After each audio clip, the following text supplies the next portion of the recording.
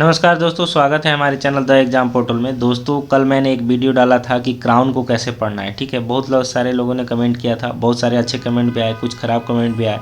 तो देखिए दोस्तों, अब मैंने क्राउन को बता दिया है। अब क्राउन का चैप्टर वाइज आएगा वीडियो, ठीक है, कि कौन से चैप्टर में कौन सा पॉइंट पढ़ना है और उसमें कौन सा पॉइंट को याद करना है। ठीक है, जो याद करने वाला होगा और वो टफ होगा तो उसका हम ट्रिक भी बताएंगे कि आपको इस ये वाले ट्रिक से आप इस पॉइंट को याद कर लो। ठीक है, अब देखिए, आज हम लूसेंट की बात करेंगे, लूसेंट एमसीक्यू की। देखिए, लूसेंट एमसीक्यू आप सभी जानते हैं कि ये जो बुक है बहुत पुराना है और बहुत फेमस बुक है। ठीक है, और देखिए, कुछ लोगों ने कहा था कि सर आप लूसेंट जीएस क्यों नहीं बोल रहे हो पढ़ने के लिए। अब देखिए, मैं आपको एक चीज़ बताता हूँ, लूसेंट जीएस इसलिए मैं नहीं बोल रहा हूँ पढ़ने के लिए। कुछ लोगों ने बोला कि लूसेंट जीएस सर हमने पढ़ा हुआ है, आप क्राउन फिर से पढ़ने के लिए बोल रहे हो। देखो, अगर आपने लूसेंट पढ़ा है, अगर आप क्राउन दोबारा से पढ़ोगे तो उससे क्या होगा कि लूसेंट का फैक्ट तो आपको मिल ही गया, प्लस में क्राउन का भी फैक्ट मिल जाएगा। इससे क्या होगा कि आपका दोनों बुक लगभग कंप्लीट हो जाएगा। अब करना ये है कि चूँकि जो एग्ज़ाम है वो हमारा मई में चला गया है। ठीक है, अब मई में एग्ज़ाम चला गया है तो हमारे पास टाइम भी बहुत ज़्यादा है, तो हम थोड़ा सा क्राउन को पढ़ लेंगे बेसिकली। और क्राउन को पढ़ने के लिए ऐसा नहीं है कि मैं सारा चीज़ पढ़ने के लिए बोल रहा हूँ। अब इसका चैप्टर वाइज वीडियो आएगा, चैप्टर में पॉइंट वाइज वीडियो आएगा, तो उसमें आपको ज़्यादा मेहनत की आवश्यकता नहीं पड़ेगी। ठीक है, अगर मैं आपको ऐसे ही छोड़ देता बिना गाइडेंस के तो क्राउन आपको पढ़ने में बहुत दिन लग जाता, लगभग 1.5 से 2 महीने लग जाते आपको क्राउन को पूरे अच्छे तरीके से पढ़ने में। ठीक है, लेकिन चूंकि मैंने इसको पढ़ा है तो मैं आपको गाइड कर दूंगा कि आप इसको ऐसे ऐसे पढ़ लो, तो आप जल्दी से पढ़ लोगे उसको। ठीक है, तो जो लूसेंट बच्चे पढ़ रहे हैं वो चिंतित ना हो कि सर ने क्राउन कह दिया तो क्राउन मुझे बहुत ज़्यादा मेहनत पड़ जाएगा, ऐसा कोई नहीं है। आप देखो, अब एक चीज़ ध्यान रखो। ठीक है, लूसेंट जो बुक है उसमें क्या है कि उसमें जो हिस्ट्री हमने पढ़ा है वो भी इंडिया का ही हिस्ट्री है।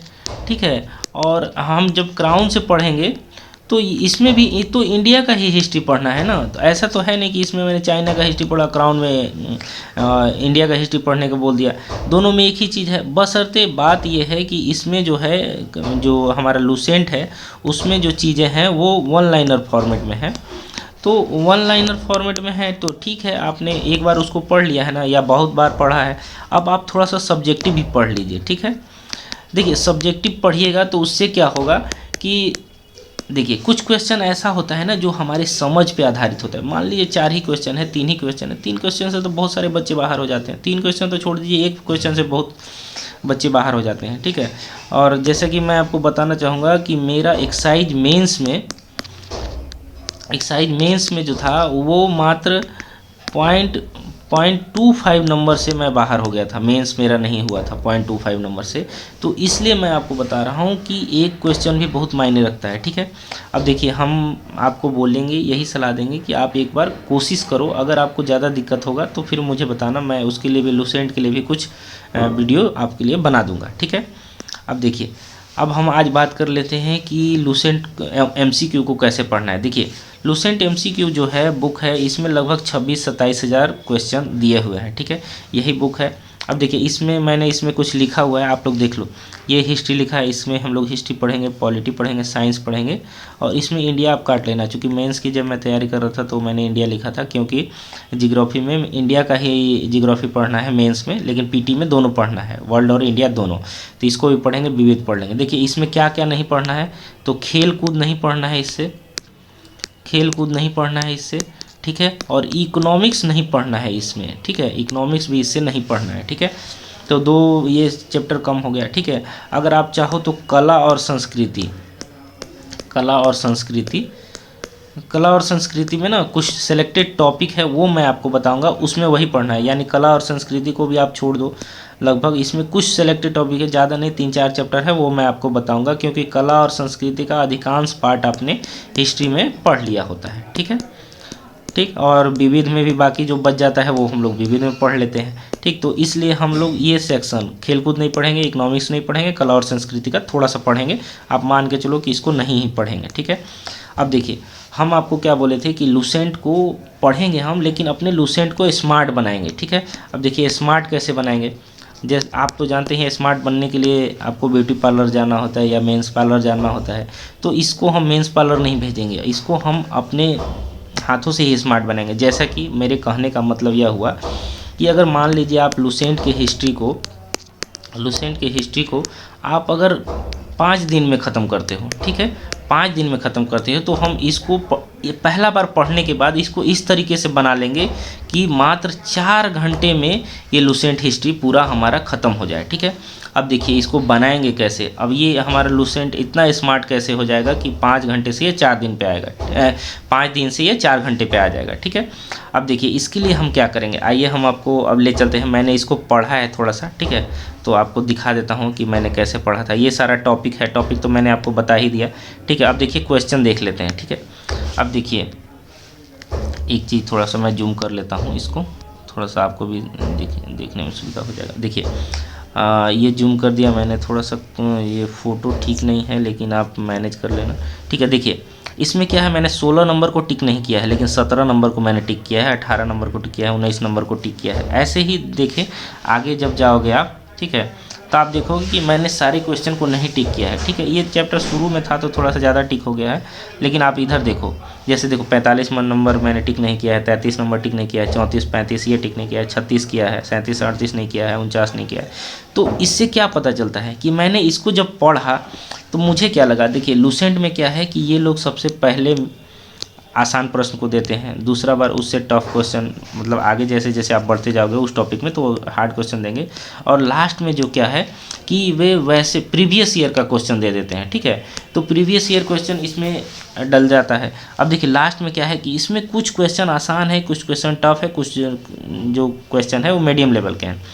अब चूँकि हमने क्राउन पढ़ा, तो इससे क्या हुआ कि मेरा जो ईजी वाला क्वेश्चन था वो कंप्लीट है, ठीक है।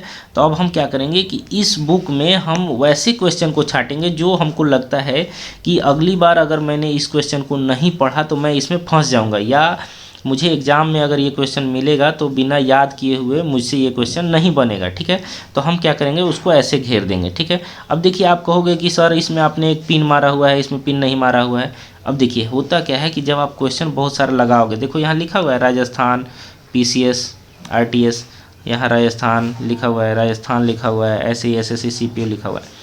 होता क्या है, जो क्वेश्चन मुझे लगता है कि ये क्वेश्चन दरोगा में भी पूछा गया या बिहार के किसी क्वेश्चन बैंक में हमको मिला था, तो उसको मैं ऐसे टिक लगा देता हूँ। मतलब कहने का क्या है कि ये वाला टॉपिक इम्पॉर्टेंट है और ये क्वेश्चन भी इम्पॉर्टेंट है और थोड़ा सा इम्पॉर्टेंट है, तो इसको मैं अगली बार जब पढ़ूंगा तो इसको थोड़ा ध्यान दे दूंगा ज़्यादा, ठीक है। मतलब इस नॉर्मल जो सर्किल है उससे ज़्यादा ध्यान देकर ये पिन वाला पढ़ूंगा मैं, ठीक है।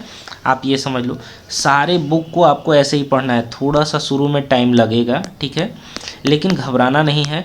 एक बार आप कर लोगे तो ये 5 दिन से डायरेक्ट ये 4 घंटे पे आ जाएगा, ठीक है। मैं आपको बोलोगे, आप कोई भी बुक, ये मेरा बुक है, आपके कोई भी सब्जेक्ट बोल दो, मैं आपको 3 से 4 घंटे में उसका पूरा रिवीजन करके दिखा दूंगा, ठीक है। तो ऐसा मैंने कैसे किया, मैंने इसको इस तरीके से बनाया है, ठीक है। मुझे थोड़ा सा शुरू में मेहनत लगा था, लेकिन मैंने इसको मेहनत किया, उसके बाद मुझे टाइम नहीं लगता एकदम। मैं आपको 10 दिन में इसको 5 बार रिवीजन करके दिखा दूंगा, ठीक है।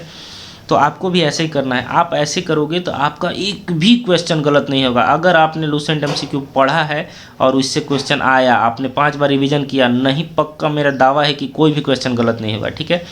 एक चीज़ और मैं बताना चाहूँगा, देखिए पहला नंबर, इसमें आप देखोगे कि एक चीज़ मैं बता, थोड़ा सा इसको जूम कर दूँ, 1 मिनट, आप ऐसे, हाँ देखो, अब देखो ये क्वेश्चन आप देखोगे, 1 मिनट, हाँ ये क्वेश्चन देखो, यहाँ क्वेश्चन क्या है, ये देखो आपने, मैंने नहीं में ऐसे अंडरलाइन किया हुआ है, ठीक है।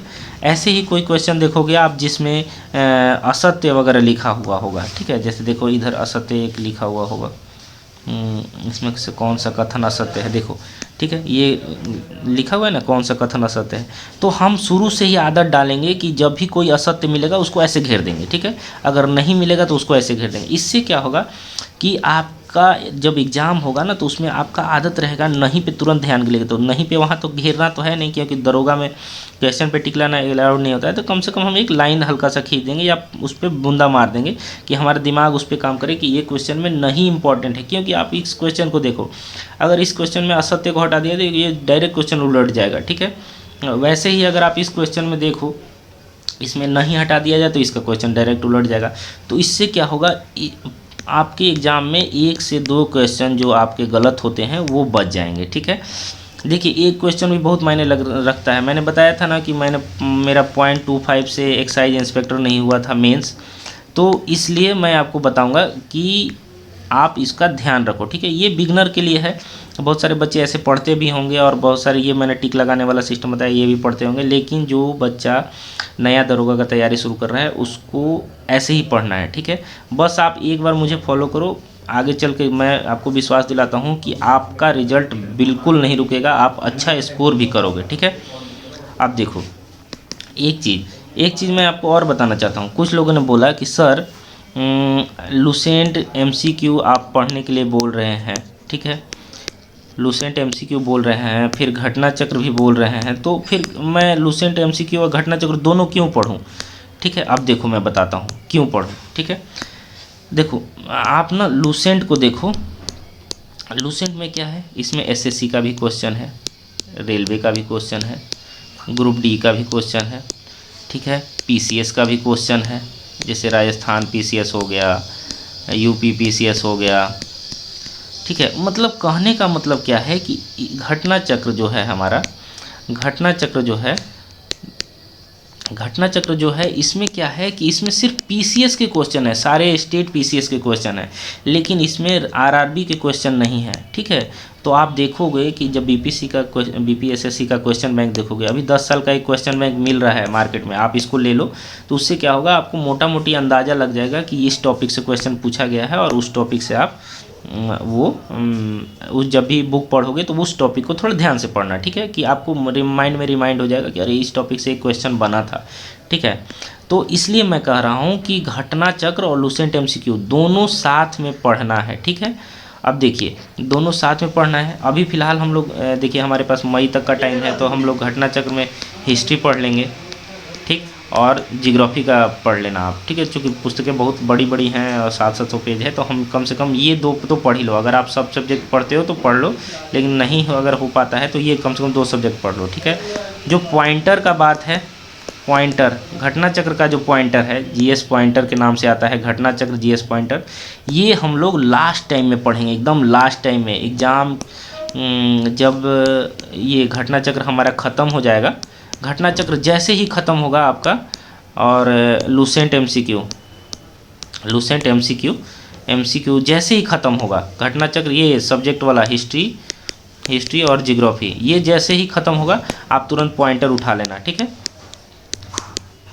पॉइंटर उठा लेना। अब देखिए पॉइंटर, जैसे मैंने आपको लुसेंट एमसीक्यू में बताया ना कि ये आप सर्किल करोगे सारे क्वेश्चन, वैसे ही जीएस पॉइंटर में भी आप इसको इस तरीके से बनाओगे कि आपका पूरा पॉइंटर का सारा सब्जेक्ट कम से कम 2 घंटे में रिवीजन हो जाएगा, कि पॉइंटर में हिस्ट्री में 1 लाइनर है और वो कम दिया हुआ है, ठीक है, तो ये एमसीक्यू से पहले ख़त्म हो जाए। अब देखिए इससे क्या होगा, देखिए आप पॉइंटर को भी रिवीजन कर पाओगे जल्दी से। मान लो आप 10 दिन में इसको 2 बार पढ़ते हो, ठीक है,